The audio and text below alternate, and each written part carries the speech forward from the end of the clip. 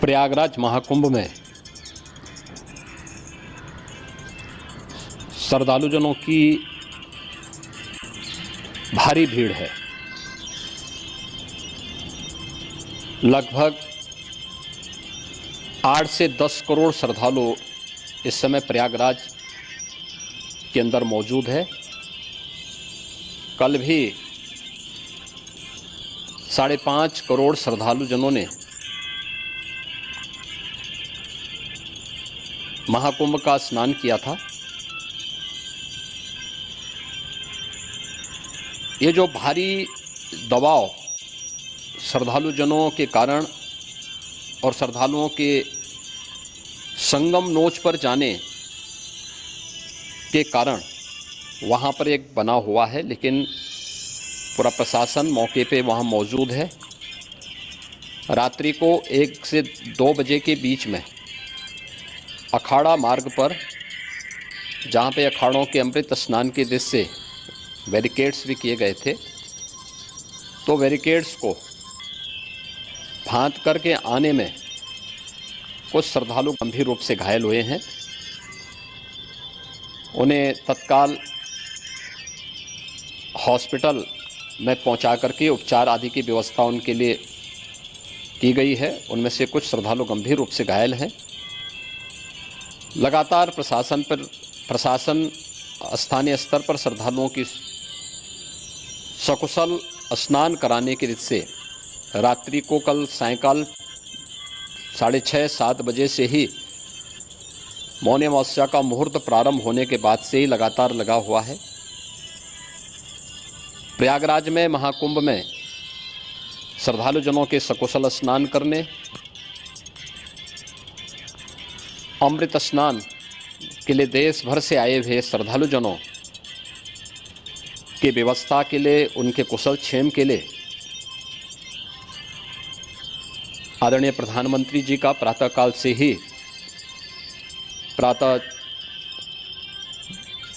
से ही उनके लगभग 4 बार प्रधानमंत्री जी ने हालचाल लिया है। माननीय गृह मंत्री जी ने, माननीय राष्ट्रीय अध्यक्ष भारतीय जनता पार्टी श्री JP नड्डा जी ने, माननीय गृह मंत्री श्री अमित शाह जी ने भी, और प्रदेश की माननीय राज्यपाल श्रीमती आनंदीबेन पटेल जी ने भी लगातार जानकारी लेकर के सभी के कुशल क्षेम और सकुशल स्नान कराने के बारे में निरंतर रिपोर्ट ले रहे हैं। हम लोगों की प्रातःकाल से ही श्रद्धालुजन जो भी आए हैं वे स्नान कर सकें, इसके लिए यहाँ पे उच्च स्तरीय बैठक भी चल रही है, जिसमें मुख्य सचिव भी हैं, DGP हैं, प्रमुख सचिव गृह हैं, मुख्यमंत्री कार्यालय के अपर मुख्य सचिव के साथ ADG लॉ एंड ऑर्डर के साथ साथ अन्य वरिष्ठ अधिकारीगण मौजूद हैं। प्रयागराज में हालात वर्तमान में नियंत्रण में हैं, लेकिन भीड़ का दबाव बहुत बना हुआ है। अखाड़ा परिषद से जुड़े हुए पदाधिकारियों के साथ मैंने स्वयं भी बातचीत की है।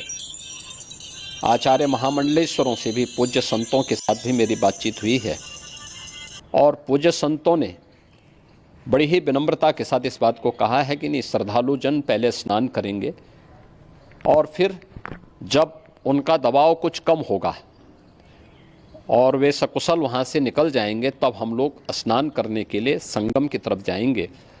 अभी पहले श्रद्धालु जनों को, चूँकि देश भर से आए हैं, तो इसके लिए उन्हें सभी अखाड़े इसके लिए सहमत हैं और सभी लोग इस व्यवस्था के साथ जुड़े हुए हैं। लगातार इस दिशा में हम लोगों का प्रयास है कि जो अब तक प्रातःकाल से ही आपने देखा होगा, कल मैंने बताया कि कल लगभग 5.5 करोड़ श्रद्धालु कल महाकुंभ का स्नान किए हैं, और आज प्रातःकाल तक लगभग 8:30 बजे तक 3 करोड़ से अधिक श्रद्धालु स्नान कर चुके हैं, और ये लगातार जारी है। लेकिन संगम नोच पर, अखाड़ा मार्ग पर, नागवासुकी मार्ग पर लगातार दबाव बना हुआ है, और वहाँ पर श्रद्धालुजनों की सुविधा के लिए भी हर प्रकार की वहाँ पर प्रशासन पूरी मुस्तैदी के साथ लगा हुआ है। और इसीलिए मेरी अपील है पूरे प्रदेशवासियों से, पूरे देशवासियों से और सभी श्रद्धालुओं से भी सभी पूज्य संतों से भी कि अफवाह पर कोई ध्यान न दें, संयम से काम लें। ये सब आयोजन सभी लोगों का है। प्रशासन उनकी सेवा के लिए पूरी तत्परता के साथ लगा हुआ है। केंद्र और राज्य सरकार पूरी मजबूती के साथ वहाँ पर हर प्रकार का सहयोग करने के लिए तत्पर है। लेकिन कोई किसी अफवाह पे ध्यान न दे। कोई भी व्यक्ति नकारात्मक अफवाह फैलाने का प्रयास करेगा, उस प्रकार से नुकसान हो सकता है।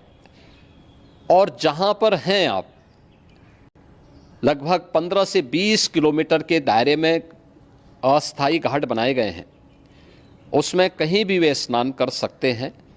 आवश्यक नहीं कि संगम नोच की तरफ ही आएं, क्योंकि भीड़ देखते हुए खासतौर पर जो बुजुर्ग हैं, बच्चे हैं, श्वास के रोगी हैं, उनको लंबी दूरी तय नहीं करनी चाहिए। और जहाँ पर हैं वहीं पर आराम से पहले स्थिर होकर के कार्य करें, वहाँ पर रह करके। और जो नज़दीक के घाट हैं, उसी नज़दीक के घाट में स्नान करेंगे। सब गंगा जी के ही घाट हैं और गंगा जी के इस घाट में वही पुण्य प्राप्त होगा। ये मौनी अमावस्या है। मौनी अमावस्या में स्नान का महत्व है। संगम में स्नान का दबाव बहुत ज़्यादा है, इसलिए सभी लोग अगर वहाँ पे इसमें अपना सहयोग करेंगे तो सकुशल हम सभी श्रद्धालु जनों को वहाँ पर स्नान करने में सफल होंगे। और फिर इसके उपरांत अमृत स्नान के लिए पूज्य संतों से भी